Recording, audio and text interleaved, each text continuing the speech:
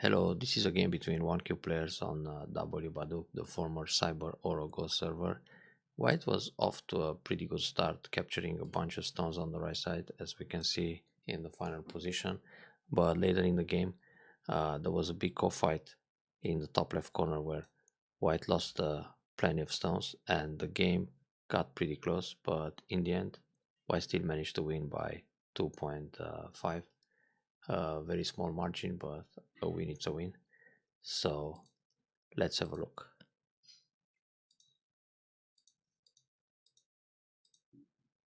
Well, the beginning is quite simple with two start points both for black and white. And now of course black could consider an early Sansan invasion to play a bit more modern, but taking the Kakari from the outside it's absolutely fine too. White defends very calm, then black slides. The modern style is to play an attach at d3, then Hane, and we often see this kind of follow-up, or black just extends h3. So these are the modern Joseki inspired by AI. The slide and extend back, it's a very popular and basic pattern when one attacks the Hoshi or the star point. Now white plays a Kakari also, which is very good directional play, this r6. Of course his alternative is to go in the corner at r3, but it's absolutely fine to play the outside approach. It's a good idea for white to approach from r6 in order to limit the bottom side moyo. So now black can consider the proper defense at o4 to keep things simple. A pincer on the right side like r8, or maybe a high end far pincer like q9 is possible too. Black can also play the kick at r5. This would be also an AI style play. Back in the day this was criticized a lot because white gets a pretty ideal shape on the right side with the 3 space extension. But if this happens, black has the invasion at r8 and then just Hane under and connect. And this way black gets to enclose the corner against the Sansan invasion r3, and also can play another move somewhere else and grab another big point. I remember seeing games of lxqydj Go where he played this kind of attach or actually kick at r5 and then invade r8 in order to reinforce the corner. So this concept was already present way before AI, like 15 years earlier. But well, it's still quite difficult to play a move at r5 when you don't really know what are the consequences later on. So in general, playing a move like o4 keeps things simple, or simply pincer and then just go for this kind of Joseki, let's say. So black gets some outside thickness and then also keep center to grab another big point in the most open side. Anyway, black decided to play this attach, which is also possible because he's got the extension at j3. And white's jump in the corner is a little bit questionable. Normally, white simply plays a Hane at q7, then Nobi r5, and when black blocks, white extends for a base at r5. Now this already leaves some ag around o4. Actually, the cutting point at q5 is the problem, or the invasion at o3. So black extends o4 or defends o3. Sorry, that's a misclick. Now recently, it's more common to play a Kosumi at s5, and this also protects the cut at r7 and threatens the jump in the corner at r3. So black will simply protect the corner r3, then white either extends on the right side or plays the attach at s3 first. In which case, when black blocks the corner, white can play r4 to create I shape and also some cutting points in black's formation. So for example, if black goes Atari on the first line, white can wedge and look for a double Atari. Now if black simply connects solid at q3, white has the Hane in the corner to fix his I shape or the extension on the right side. but white can simply play away already. The shape is quite resilient, so white doesn't have to worry about the right side anymore. Also for white, it's very interesting to play a shoulder hit at k4, but this could happen in the actual game too. So white has several options here, but the most common move is Hane q7. Now an AI-oriented move is to play the Nobi right away, and the difference is quite sensitive between Hane Nobi or just Nobi directly. So we can have a variation like this, where black again will go for some outside influence and white simply leaves on the side. But it's good to remember the most basic move, Hane at q7. Black can also block at r5, and then on the Atari, white can connect solid. This is a classic Joseki. Or if white goes down to take the territory on the side, black will cut, threatening to cut at r7 and capture the two stones. So white has to extend. Black will cover once in Sente and then capture the stone. Now when white turns in the corner, the proper way to defend is the Sansan r3, and then white can extend all the way to the right side.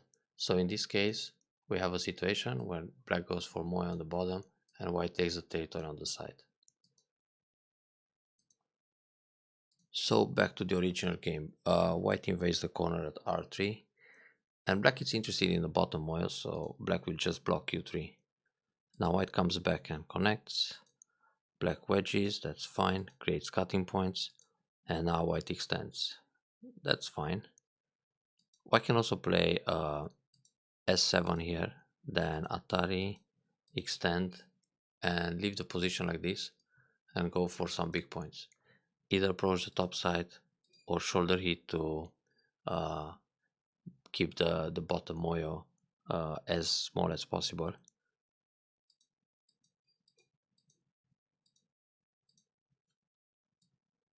So this way white is alert on black's bottom side, not allowing to become too large. Anyway, when white plays the Nobi here, black can cut right away at s6. Now the idea of this cut is to check white's defense, because white can capture a stone or connect s4. Now if white goes for the capture, this is not so great for white, because black will just kill the two stones in the corner, and white shape on the outside it's a little bit over concentrated.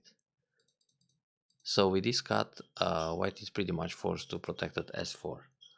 Now s6 can help for setting up the nose Tetsuji. If white goes out, black can connect under, and then white has a weak group running in the middle, and the corner is also not completely settled. So white needs to play Hana and connect to leave in the corner, and then the group in the middle, it's still heavy. So in this case, when nose Tetsuji is played, white has to go down and capture the stone, and black can cover. Now when black plays this cover, next Atari at s8 will be Sente, so white usually turns to prevent that happening. And in this position, black doesn't have to Nobi right away, but can think about the Ogema to build a nice box on the bottom side. So this will be the Moyo in that case, almost a territory already. So this would be a nice follow-up for black. Well, black played the Hana in the corner first, and then connected. Black can still use the cut, because this is threatening a double Atari, so when white captures, double Atari and take the corner. Well, white will connect again at s4, and then we're back to the nose Tetsuji and cover. So playing this exchange, r2, s2, didn't change the position much. I mean, this is still okay for black overall.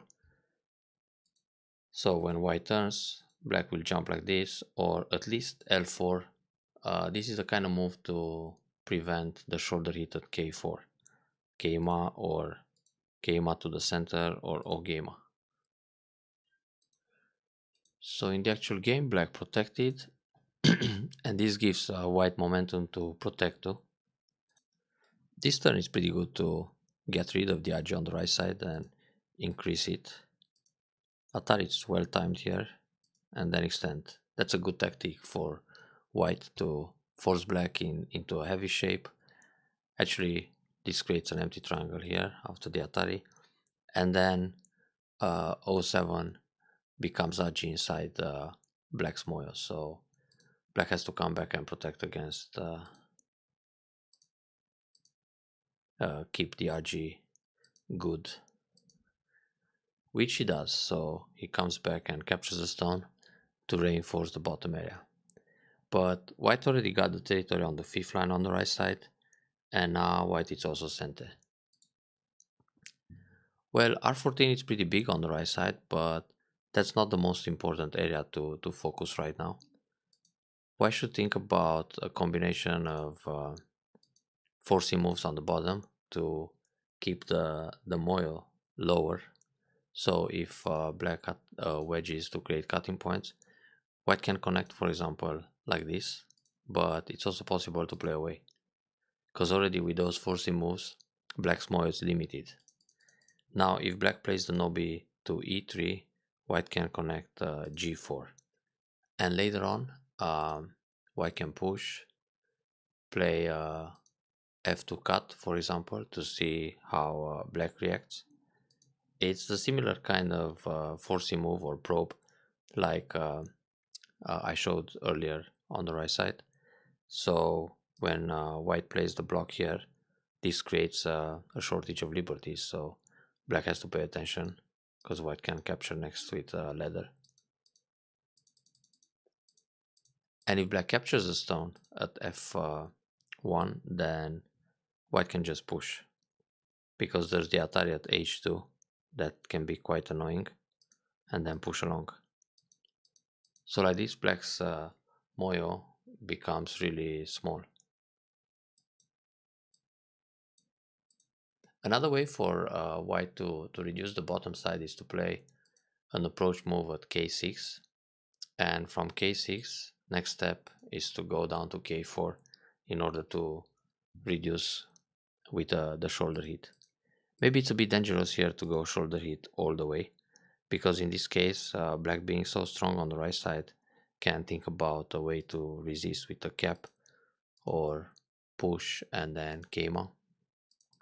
So for white it may be a little bit dangerous to go too deep, but taking the approach from the outside, it's a safer way to reduce in this case. Anyway, white really wants to make a big right side, so r14 makes sense in that case. But in general, after each fight, one should just check the whole board situation and then decide whether there are more important points to grab first. For example, here black can play a one space jump at f5 to increase his bottom area, and then it's much tougher to reduce for white.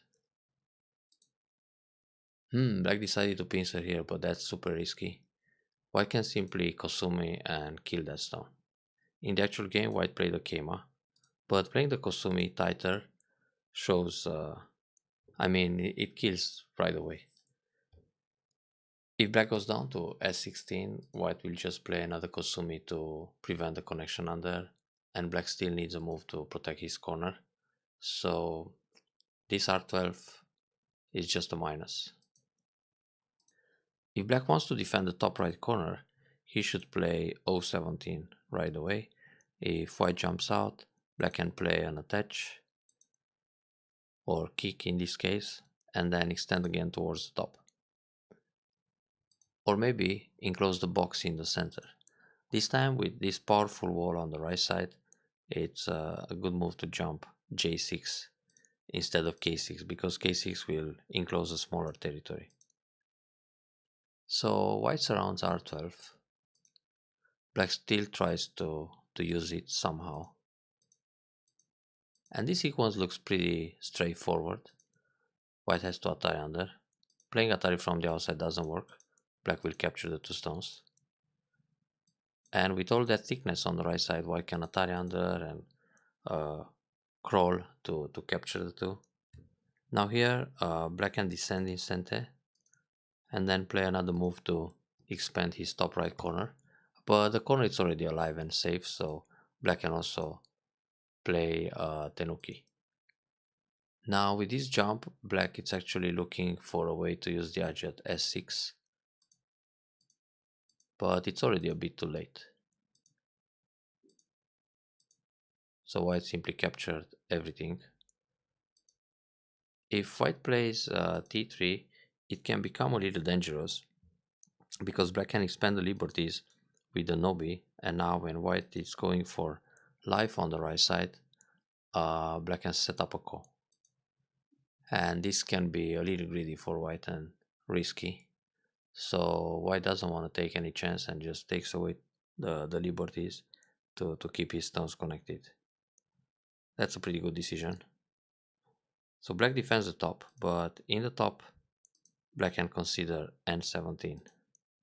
Now here white is playing a pretty fancy move. It's really no need to go all the way to n18 in this case.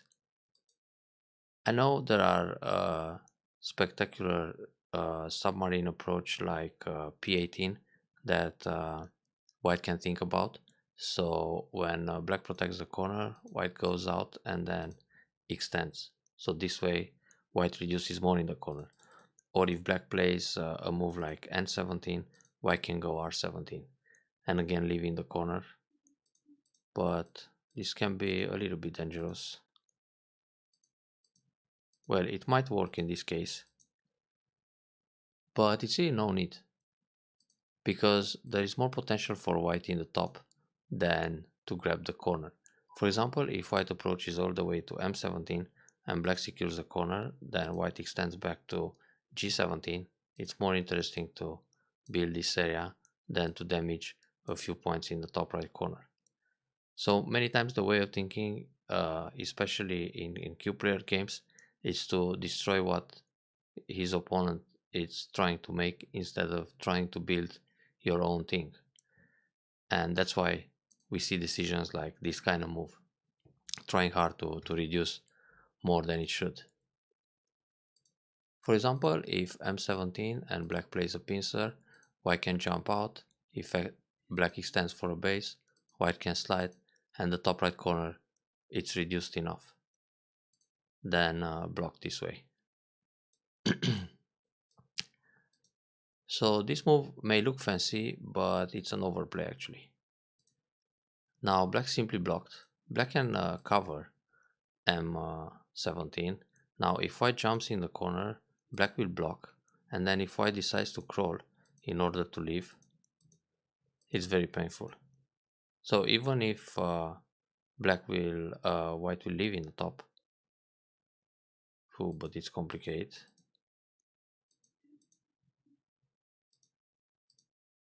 Not so easy to leave. But let's say black keeps nobi like this, and eventually white makes a life in the top. So white got something like 5-6 points in that area, and black makes a very nice thickness on the outside. So it's really not worth it. But overplays unpunished are great as Suji. Another way for black after playing this kind of Keima to put pressure. Maybe here white can think it's strange to crawl under the second line and leave, so can give up the 2 stones. But then it's a bit weird to play n18 and lose more points. I mean, that approach, it's not worth it. Still better to think about m17 or just go tight f17, and then if black plays another move here, white will extend on the left side. White already got nice profit on the right side, so no need to play too desperate. So black protected, wedge, it's good enough to go up. And then if black protects, extend to the top. The wedge can be risky too. Black will Atari, push once, then just nobi. So now again it's hard to survive. Oh wait, this can be dangerous for black too. So push again and then connect. Or like this to take away the liberties. Ah yeah, this works. If white goes down, black captures or nobi. and if white goes out, black will kill the corner. So there's a way for black to fight. Playing this Atari is what white is looking for. So black was soft in this area. Yeah, this turn is powerful, but the extension on the second line looks like a misclick. Probably white wanted just J17. It's hard to believe white is aiming at the second line move again at this level. So let's suppose J18 is just a misclick here. For black to punish that misclick, it's quite interesting to play a move on top. So it feels like white is crawling on the second line, just answer to a Kikashi. So white has to play some Keima to fix his shape. Then black can attach or Sansan invasion. Anyway, playing on the left side C14 is also a good direction to play because that's the most open area. So white protects. White can actually protect F17, and then the formation, it's not so terrible in the top. In this case, black should consider the invasion in Sansan. Then push again, just leave in the corner, and then use the stone on the outside to damage the left side in order to make white's wall feel a little bit meaningless. Because it's facing the left, but there are black stones on the left. The slide still gives white a pretty big corner. So if white protects, black extends, white extends. White's corner looks pretty good with G16 in place. The pincer, it's not necessary. Black could take the corner here. And now the normal follow-up for for white, sorry, is to play Kosumi and Hane. But here white needs the ladder and he doesn't have it, so white has to extend up. And this way there is more Raji on the left side, not capturing the D13 stone. So black play a counter pincer. For some reason black feels desperate with this pincer, but he shouldn't be, because the bottom area looks pretty nice. Now here white again can block the corner, and then it's tough for black to continue. If black uses an attach on the left side, on the second line, then white will simply capture one stone and scoop out the territory, remove the base, then black is on the run. So this way white can use the cuts, and it's a pretty good fight, promising fight for white locally. So white decides to play a Kosumi. Black goes out. Black can go out with a shoulder hit in order to make a flexible shape on the way out. Then when white takes the corner, black can jump here. If white covers, black will take the Sansan. So black has a very light shape now. On this push, yeah, good decision for white to grab the corner. Normally white simply jumps out, but then when black Nobi again, white has to play another move, like a one space jump or a connection. Then black simply takes the corner. And then when white attacks here, black can also save the other three stones on the left side. So Sansan is more aggressive because now it puts pressure on those two black stones in the corner. Instead of this Hane, it's more urgent for white to go out with his weak stones on the left, because it's also attacking the D10. So when black plays here, white connects, and black still has several weak groups to take care of. White can also play the empty triangle just to take away, to remove black's potential I shape with this move. So when black protects, now white jumps out, and black doesn't really have I shape there. So with this Hane, yeah, black can go for the I shape and come out. Before playing the Nobi, white should consider the peep. Even if black will Atari first, black needs to come back and protect against the cut. So now instead of playing Nobi E11, white can play a one space jump, because it's impossible for black to cut in that area. If black tries a cut like this, white can use the Atari and then driving Tesuji and now cut the group on the left side. Or it's good enough to play Atari, then Kosumi threatening the cut, and then a Keima to surround the group on the left. Now black can leave by playing those moves on the second line, but it's still painful for the group in the middle. Actually, before attacking like this, white can play the forcing moves on the bottom to get stronger and then start the attack on the left side. So the flow of the game is very good for white this way, especially that white already got a lot of territory on the right side.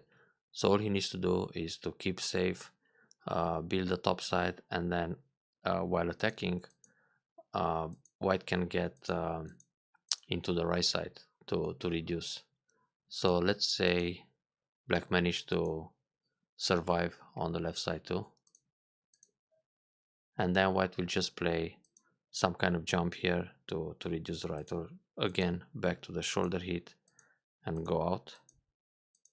So if something like this happens, there is no way for black to catch up on territory. White will lead and win comfortably this game. So Nobi, which is less flexible, the one space jump would be flexible. In a combination with the peep, it's excellent here. Anyway, white needs to go out. Then black tries to protect. This turn is very good. Instead of connecting, white should peep again on the left side to force black into a heavy shape.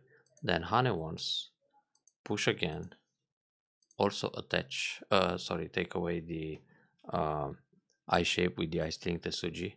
Black will probably attach one way or the other. In fact, this happened in the actual game too. And then play a one space jump in the middle, trying to surround the top left. So white covered, and now black goes out. Black can always leave locally with the Kosumi and then vital point. The peep came. The turn is also good because white needs to get stronger. White can actually push one more time. If black simply goes for eyes on the left side, the Hane and double Hane, it's comfortable.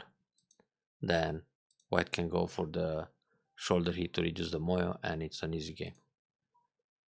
Anyway, it feels good to play this eye stealing Tesuji in center, but the empty triangle threatening to cut, it's not a good idea. Just push from behind once at least, and then one space jump to protect against the cuts, and then the forcing moves to split the bottom from the left side. Now black has to think about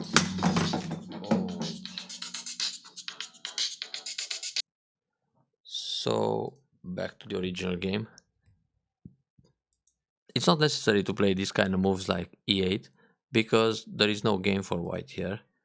I mean, white just got an empty triangle, but black is still out with the group. This shoulder hit is still a good idea.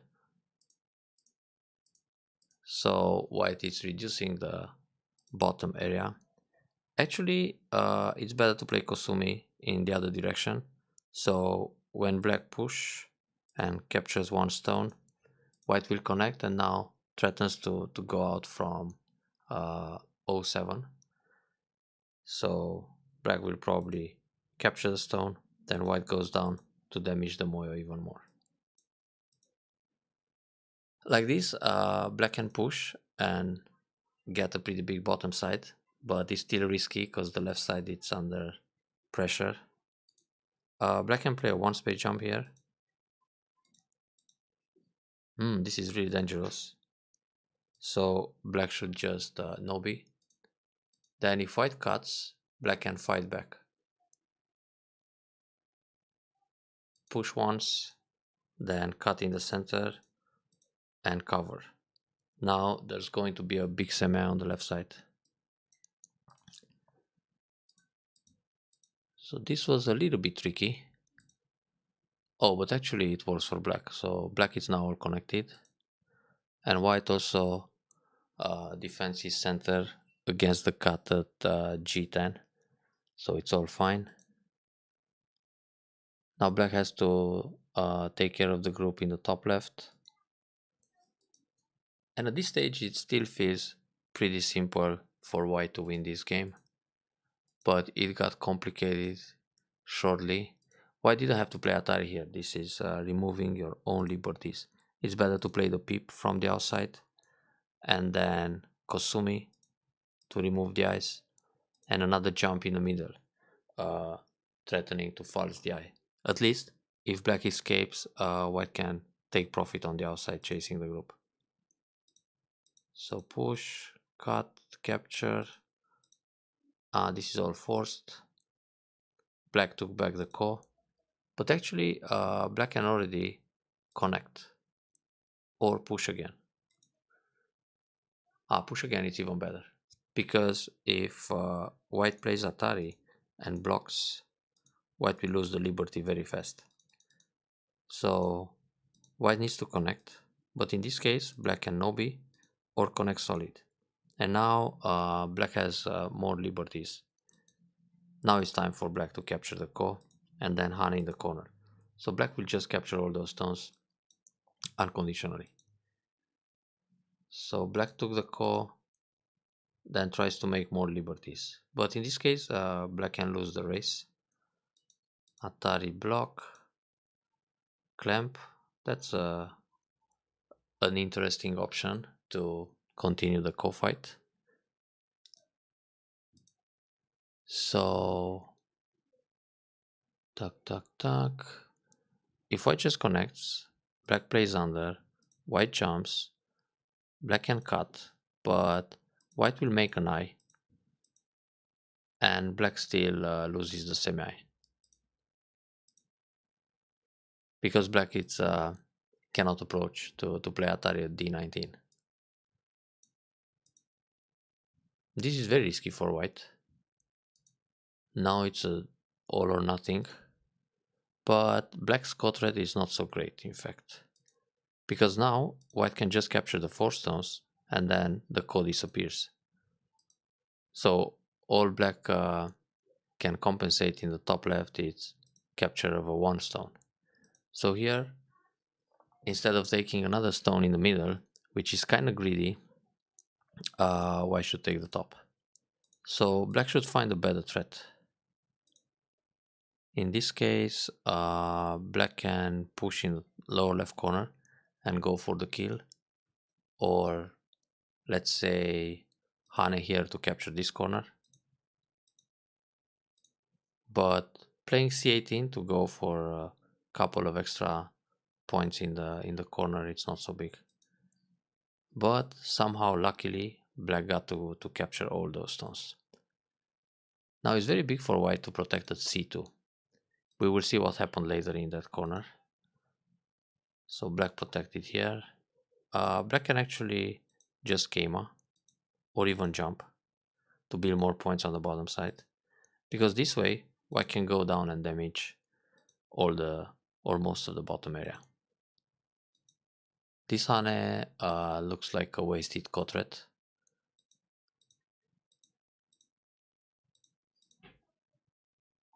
White can play away again. c2 is the largest point on the board right now, and then it's a comfortable win. So push in the corner, yeah, this is very big, and hit the vital point.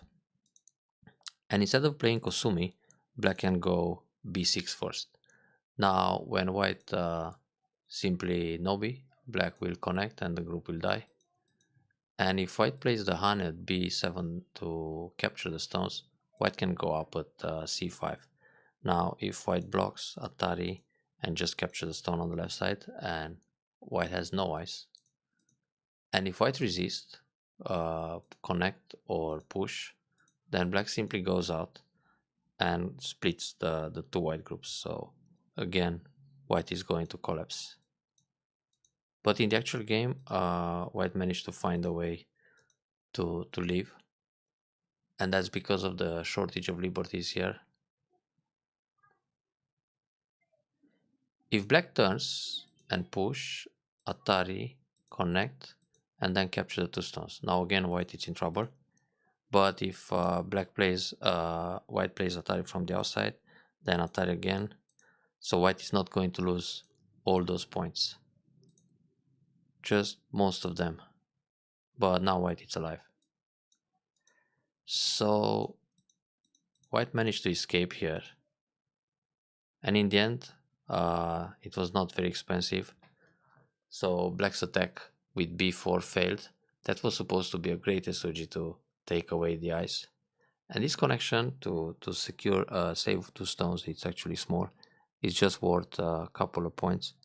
Because what happens if black plays away and white captures two stones, black can take one back. So this is a 1 point capture for white. And from here on, we just have small endgame moves. It's better for white to protect L9. Nothing major happens anymore. So white managed to win by 2.5. Here block should protect e2 to prevent the center d2 and later on block at d3. Like this, white got everything in center. More center moves.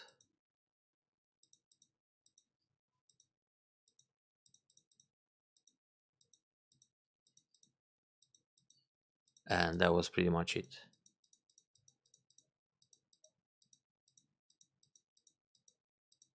Spectacular finish this game.